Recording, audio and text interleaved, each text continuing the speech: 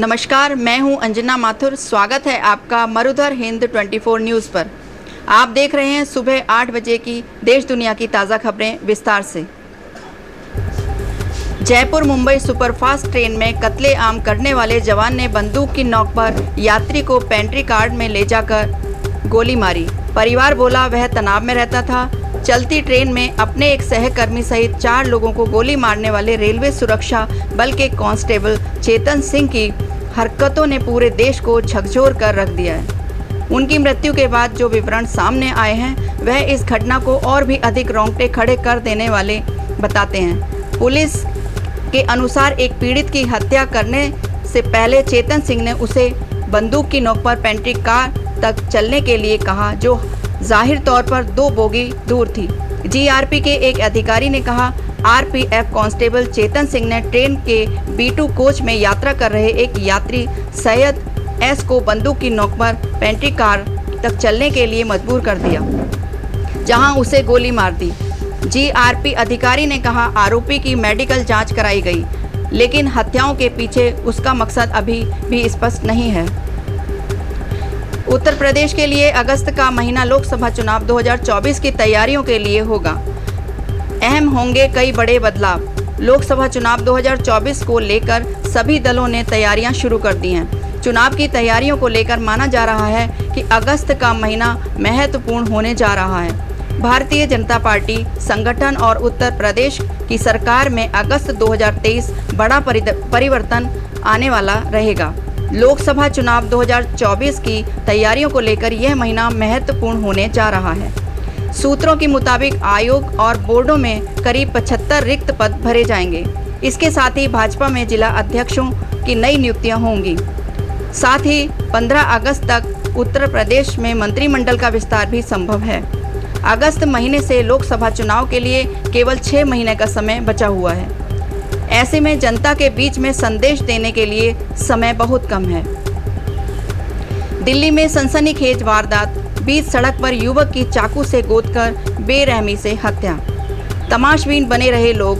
दिल्ली में दिन दहाड़े एक युवक को चाकू से गोदकर मौत के घाट उतार दिया गया। बताया जा रहा है कि पैसों के विवाद में युवक की हत्या की गई थी। मृतक की पहचान संगम बिहार के यूसुफ अली 21 वर्षीय के रूप में हुई है। इस घटना का दिल दहला देने वाला वीडियो भी सामने आए हैं, जिसमें एक युवक दूसरे युवक पर चाकू से ताबड़तोड़ वार करते हुए नजर आ रहा है। वहीं वीडियो में अन्य लोग भी दिखाई दे रहे हैं, जिन्होंने उसे बचाने की कोशिश भी नहीं की। वहीं कुछ लोग बाद में आते हैं और हत्यारे की पिटाई करते हैं, लेकिन तब तक बहुत देर हो चुकी थी। सुसाइड करता रहा शख्स, वीडियो बनाते रहे लोग। बिजली के खंभे पर चढ़कर छू लिया हाई टेंशन तार। सोशल मीडिया पर सुसाइड करने का एक वीडियो खूब वायरल हो रहा है। दरअसल सड़क किनारे बिजली के खंभे पर चढ़कर इस शख्स ने तार को छू लिया। वहीं पोल के नीचे खड़े लोग वीडियो बना रहे थे। बिजली की हाई टेंशन तार से कई हादसे हुए हैं। कई ऐसे वीडियो भी वायरल हुए हैं जिसमें बिजली की तार छूते हुए इंसान की मौत हो गई है। अमूमन इस तरह के हादसे बिजली के खंभे पर तार ठीक कर रहे कर्मचारियों के साथ होता है। कई बार इस बार के हादसों में मौके पर ही मौत हुई है। अब एक बार फिर एक वीडियो वायरल हो रहा है, जिसमें एक शख्स बिजली के खंभे पर चढ़कर तार को छू लेता है। ऐसा करने के बाद मौके पर ही शख्स की मौत हो जाती है। इस वीडियो को अभी तक 2.3 मिलियन लोग देख चुके हैं। नूह हिंसा की दिल्ली यूपी में भी विरोध। कहीं जले पुतले, कहीं हरियाणा सरकार के खिलाफ नारेबाजी। हरियाणा के मेवात और नूह में 2 समुदायों के बीच जबरदस्त बवाल का असर जम्मू से लेकर दिल्ली यूपी तक देखने को मिल रहा है। इस घटना को लेकर जगह जगह विरोध प्रदर्शन हो रहे हैं। इस हिंसा में 2 होमगार्ड समेत 6 लोगों की मौत हुई है। इनके अलावा 20 लोगों के घायल होने की जानकारी मिली है। इस हिंसा को लेकर देश के कई राज्यों में प्रदर्शन हो रहे हैं।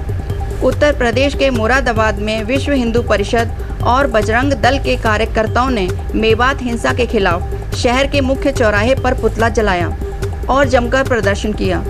साथ ही आतंकवाद और हरियाणा सरकार मुर्दाबाद के नारे भी लगाए। साथ ही जिला प्रशासन को ज्ञापन सौंपा। विश्व हिंदू परिषद और बजरंग दल के कार्यकर्ताओं ने जल्द से जल्द दोषियों को चिन्हित कर उन्हें फांसी पर लटकाए जाने की मांग की। इस दौरान सुरक्षा को ध्यान में रखते हुए भारी पुलिस बल भी तैनात रहा। बजरंग दल ने हिंसा के विरोध में देशव्यापी प्रदर्शन बुलाया है।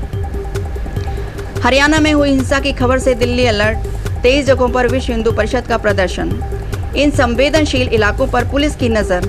राजधानी दिल्ली में बुधवार को सोशल मीडिया पर अफवाहों का दौर इस कदर चला कि लोग बुरी तरह दहशत में आ गए। दंगे और फसाद के पुराने वीडियो सोशल मीडिया पर इधर से उधर होने लगे। इन वीडियो को देखकर लोगों की चिंताएं बढ़ गईं। खासकर संवेदनशील उत्तर पूर्वी दिल्ली और बाहरी दिल्ली में भी सड़कों पर चहल पहल भी कम हो गई है। रिश्तेदारों ने भी एक दूसरे को कॉल कर खैरियत पूछना शुरू कर दिया। पुलिस अधिकारियों के पास भी दंगे और बवाल को लेकर तमाम लोगों की कॉल पहुंचने लगी। हालात को देखते हुए दिल्ली पुलिस वरिष्ठ अधिकारी ने बयान जारी कर दंगे और बवाल की बात से इनकार किया। आम लोगों से अपील की गई है कि वह अफवाहों पर ध्यान न दें। इसके अलावा जो लोग सोशल मीडिया पर ऐसी अफवाह फैला रहे हैं उनके खिलाफ सख्त कार्रवाई की जाएगी। नूह में हुए बवाल के बाद लगातार राजधानी में अलर्ट जारी है। दुनिया को राह दिखाने वाले साइबर सिटी गुरुग्राम क्यों बन जाती है नफरत हिंसा की नर्सरी। बड़ी बड़ी इमारतें, मेट्रो की भागदौड़ और गाड़ियों की कतार। राजधानी दिल्ली से जब आप गुरुग्राम जाते हैं तो साइबर हब के इलाके का यही नज़ारा दिखता है। गुरुग्राम तेजी से बढ़ते भारत और आईटी के क्षेत्र में लहराते परचम की पहचान है, लेकिन आजकल इसकी छवि बिल्कुल अलग है। गुरुग्राम इन दिनों हिंसा को लेकर चर्चा में है, जहां दो समुदाय आपस में भिड़ रहे हैं। यह पहली बार नहीं है जब गुरुग्राम ऐसा हाल हुआ है। पिछले 2-3 सालों में बार बार ऐसा हुआ है। गुरुग्राम के दो समुदायों में सोमवार को एक शोभा यात्रा के दौरान पत्थरबाजी हुई, जो बाद में बड़ी हिंसा में तब्दील हुई है। पहले आग नूह में लगी और देखते ही देखते गुरुग्राम साइबर इसकी चपेट में आ गया।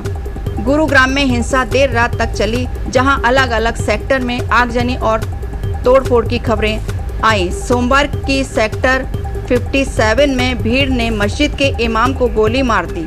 सिर्फ सोमवार ही नहीं बल्कि मंगलवार को भी गुरुग्राम के कुछ हिस्सों में हिंसा की बातें सामने आई थी। गुरुग्राम के ही सोहना में दुकानें जलाने, तोड़फोड़ की बात सामने आई थी। हालात इतने बिगड़े कि गुरुग्राम में प्रशासन को स्कूल बंद करने पड़े थे। नूह हिंसा से पहले भी कई ऐसे मामले आए हैं कि सड़क पर नमाज पढ़ने को लेकर विवाद हुआ है।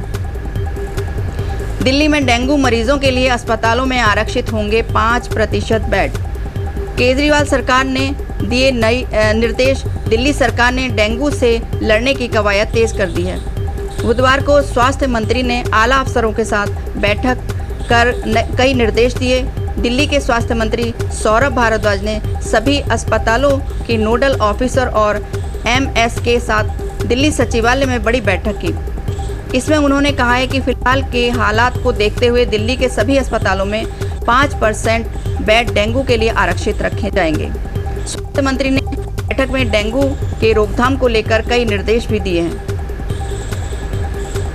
कौन है कांग्रेसी नेता मम्मन खान, जिनका नूह हिंसा से जोड़ा जा रहा है नाम। मोनू मानेसर को दी थी धमकी। नूह में ब्रज मंडल यात्रा पर पथराव के बाद भड़की सांप्रदायिक हिंसा में 5 लोगों की जान ले ली तो 100 जनों को अस्पताल में बिस्तर तक पहुंचा दिया।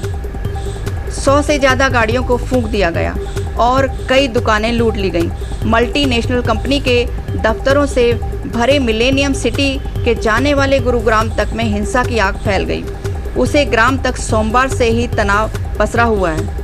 पुलिस ने पथराव और आगजनी करने वालों को तलाश शुरू कर दी है।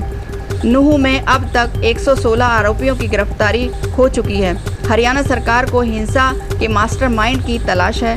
हरियाणा के गृह मंत्री अनिल विज ने कहा है कि हिंसा की साजिश रची गई थी और मास्टरमाइंड तक पहुंचने की कोशिश भी की जा रही है। उन्होंने कहा है कि सोशल मीडिया भी खंगाला जा रहा है।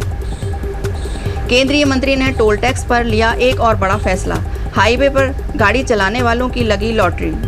केंद्रीय मंत्री नितिन गडकरी की तरफ से देश में टोल टैक्स को लेकर कई तरह के बदलाव किए गए हैं। सरकार की तरफ से टोल टैक्स को लेकर एक और बड़ा प्लान बनाया जा रहा है, जिसके बाद में हाईवे पर चलने वालों की मौज होने वाली है। केंद्र सरकार जल्दी बैरियर रहित टोल संग्रह प्रणाली शुरू करने की योजना बना रही है। इसके लागू होने पर वाहन चालकों को टोल बूथ पर आधा मिनट के लिए भी खड़ा नहीं होना पड़ेगा। केंद्रीय सड़क परिवहन एवं राजमार्ग राज्य मंत्री बीके सिंह ने बुधवार को यह जानकारी देते हुए कहा है कि बैरियर सहित टोल संग्रह प्रणाली की इस समय पर टेस्टिंग चल रही है। उन्होंने कहा है कि टेस्टिंग सफल होते ही हम इसे जल्दी लागू कर देंगे। आप देश दुनिया की ताज़ा खबरें देखने के लिए हमारी वेबसाइट www.marudharhind.com को भी लॉगिन कर सकते हैं। आप हमें फेसबुक, इंस्टाग्राम पर भी फॉलो कर सकते हैं। धन्यवाद।